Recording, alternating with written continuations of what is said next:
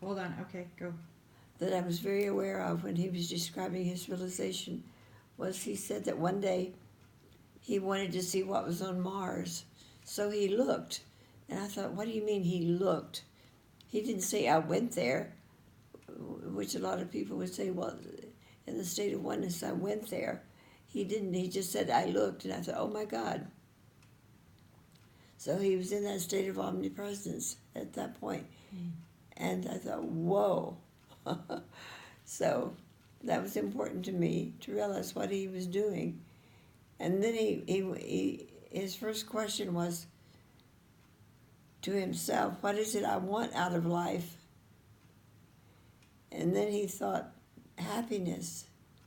And then he thought about the things that made him happiest.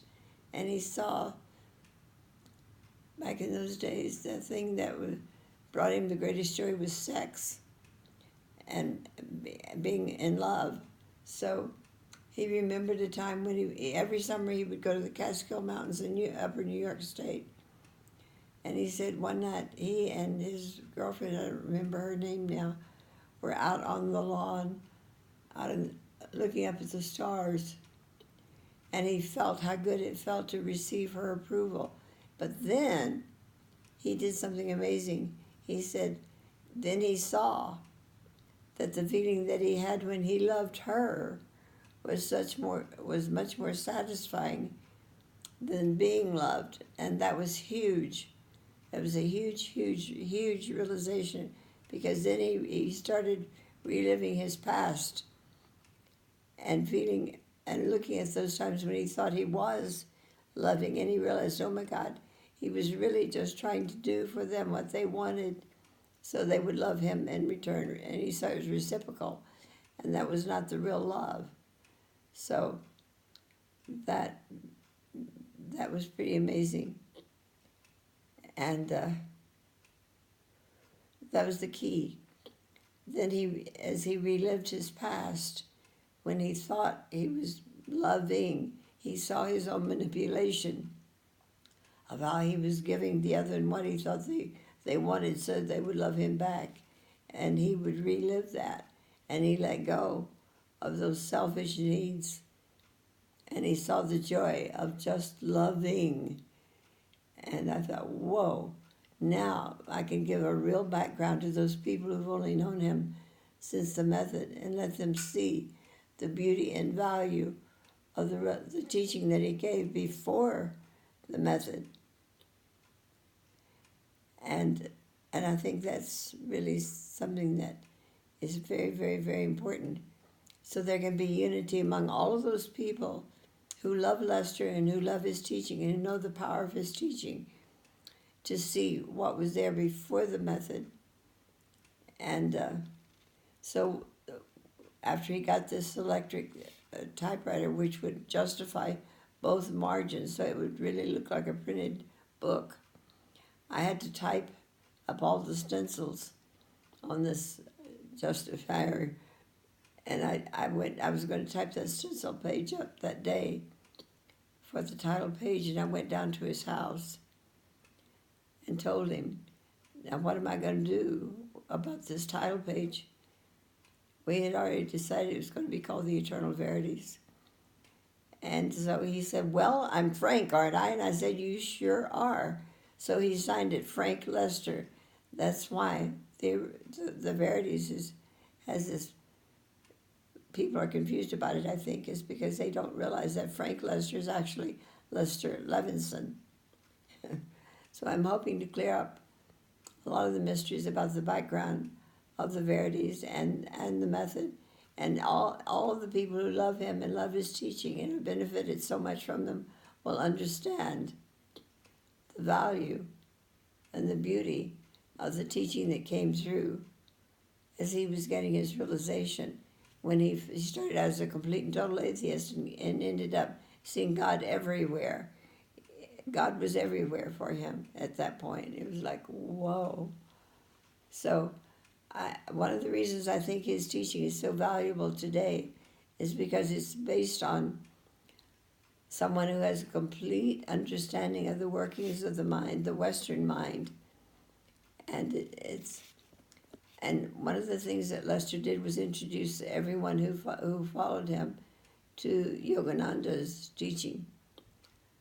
Yogananda, who established Self-Realization Fellowship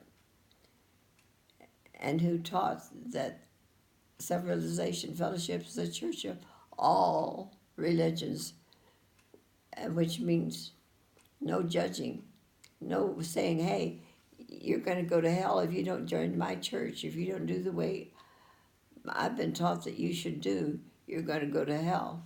Not that at all.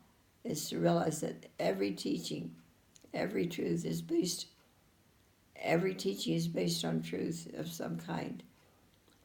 And it encourages all of us to love unconditionally and to accept the fact, this is what I wanted to say, to accept the fact that everyone is right from his or her own point of view as far as they go. That's beautiful. Everyone is right from their own point of view. So everybody's path is individualistic. And that's the other thing that happens. As we become more spiritual, we become more individualistic. We don't become copycats. We don't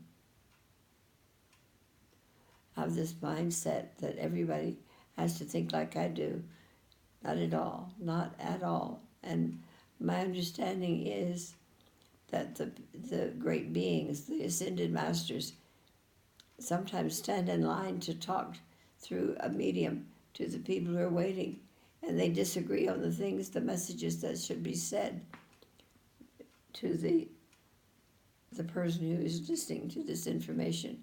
And I think that's pretty great. Anyhow, my love to all of you. May you all re-experience and re-remember the real you and who you are, and know that you are perfect in the eyes of God. There's absolutely no judging of any of us by our Father God. He loves us just as we are. There's no judging, no condemning, no criticizing. And can you imagine a world where people don't judge others because of how they believe or don't believe? But instead just say everybody's right as far as they go? How about a world like that? Let's create that. Let's do that. Let's make this a wonderful, wonderful world. Thank you, Frances. Now, how much money do you need to support your time at home while you finish this work? Well, that's being determined by Alltech. How much money do you need to manifest to pay for caregivers to help you here at your house? A lot, or? Well, it's a really demanding job. Unfortunately, it's difficult. It's a very difficult job. Am I seeing things, or is that the moon up there? How much money do you want people to give you? Everything you need? That's what it comes down to. Everything you need. All right. Yeah. You want to tell them? I want to tell you that I love you all. And my greatest wish for all of us is that we can live in a world where nobody judges anybody else but accepts everybody the way they are. And because they are that way, because they are individualistic. And there's a tremendous variety in God's garden. Tremendous variety. If we were all the same, I'm not sure that we'd be happy. We might even decide that, hey, I don't like this world. I'd rather be in another world. I want to be in this world, and I want it to be a garden filled with all the beautiful flowers of God's children, and that we may all be joyous and love one another and be grateful. I have such a need for gratitude. I'm so very, very grateful for all of my experiences, and I'm aware that it has led up to this one stroke. And I'm not ready to leave yet. I want to serve. My purpose, I feel, is to serve. So, thanks to all of you, my brothers and sisters. My love to you. Let's create paradise on this amazing planet.